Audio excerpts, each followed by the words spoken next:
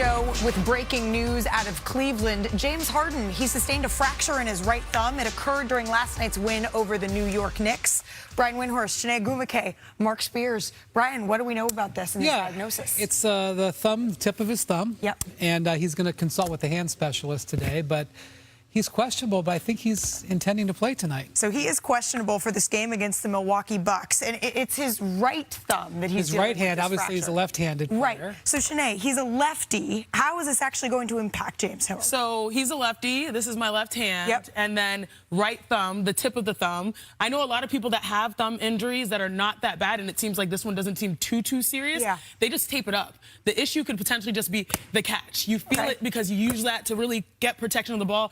But this guy is basketball savvy, so if he's available, that means that it's probably in a better situation than most. So this is going to happen when he's catching the ball, Chiney, more so than when he's shooting it. Can you show us the difference? Yeah, so when he catches it, you need all hands to catch the ball because no one throws perfect passes 100% of the time, right? They're going to be here, you're going to have to grab it, and you're going to use some force behind it. All right. Now, when you shoot, it's a little bit softer because your offhand is what guides it and does not really dictate where the ball goes. So if he's able to hopefully, you know, I'm assuming tape it up. Right. I've seen countless players play with a taped up, messed up little bit thumb. All right, so I've talked to a couple of folks around the Cavaliers this morning and around James Harden, and it seems, Brian, that they're hoping that this is a pain tolerance issue. But he is meeting with several other specialists here just to make sure that, as Chiney says, this is the only extent of this is to tape up that thumb and it's not displaced or something more. Yeah, that's the key. It's not displaced, and so, you know, if it was another finger, you'd buddy wrap it. You can't really buddy wrap your thumb. You need it.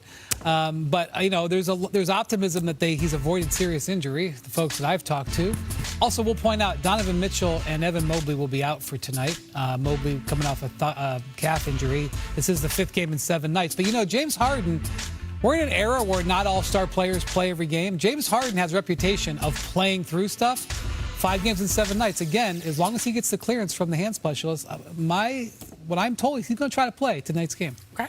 You know, one thing he's done incredibly well is made Mobley and Jared Allen, like, much, much better. So many alley-oop passes, easy buckets.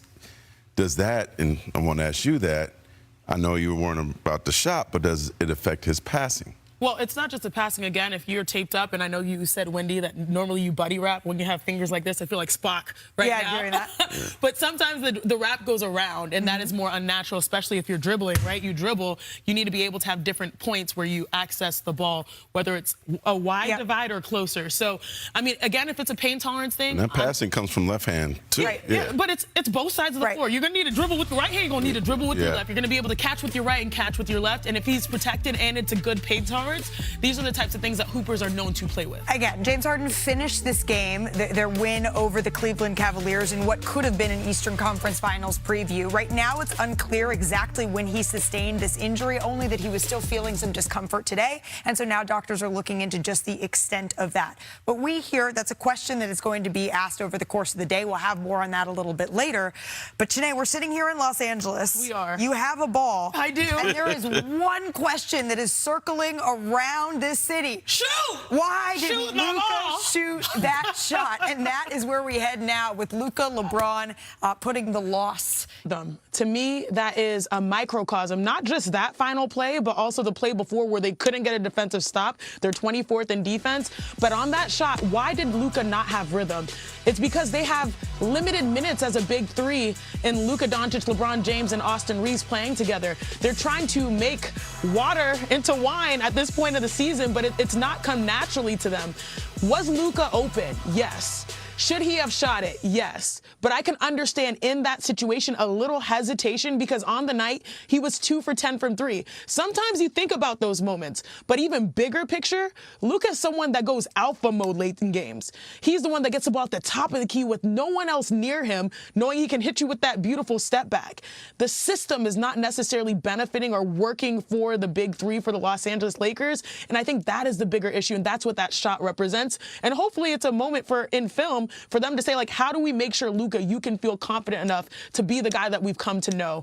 And, you know, I don't want to overreact to one game, but I do think that this is a good opportunity for them to discuss that moving forward if they're going to try to make a push in this playoffs. Okay, Chiney, we have much more from last night, including a big Eastern Conference matchup.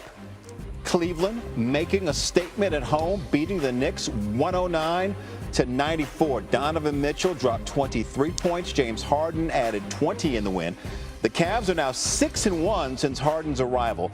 Both teams now tied for third in the East, looking up at the Pistons and the Celtics, respectively. So, Chiney, credit to the Cavs for continuing one of the best stretches of the season, while New York drops to 4-5 against Cleveland, Boston, and Detroit.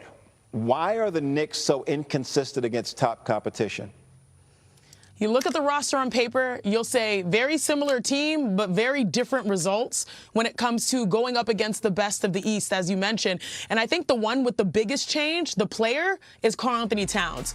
Karl-Anthony Towns, actually his numbers have gone from, in points per game, 24.4 points per game down to 20. And you're seeing someone who dictated the game in Jarrett Allen right there. Because if you say in this matchup, who's poised, who has a skill set to really separate themselves, it's Cat. He claimed to be the best shooting big man in basketball, but he only had 5 shots on the night and 1, I believe, in the second half. That is inexcusable. Now, I don't like this giving out pieces of the blame pie, right? But one obvious thing is a coach. If you see that your team and your star players in Bridges and Brunson are 12 for 36 from the floor and your team is shooting 27% from 3, you go to the inside. That man was 5 for 5. So you have to make the necessary adjustment. But I'm also a player, and when I felt like I was not getting the ball and I could help my team, do you know what I did? What? I pulled up into that paint and I demanded the ball. I had a fit. I showed everyone that I am capable of attracting attention based off of my talents. So it's twofold: having the system benefit Cat, and then also having Cat do what needs to be done just to prove that he's putting his effort out there, and you cannot blame him. You mentioned he had 1 shot in the second half in 12 minutes played. So, yes, that face right there. Yes, that says it all. Yes. Yes, it does. Tonight, 7:30 Eastern on ESPN, the 2 best records in the league meet. The Thunder and the Pistons go against each other. No SGA for the 9th straight game. So what will you be paying attention to most in this one?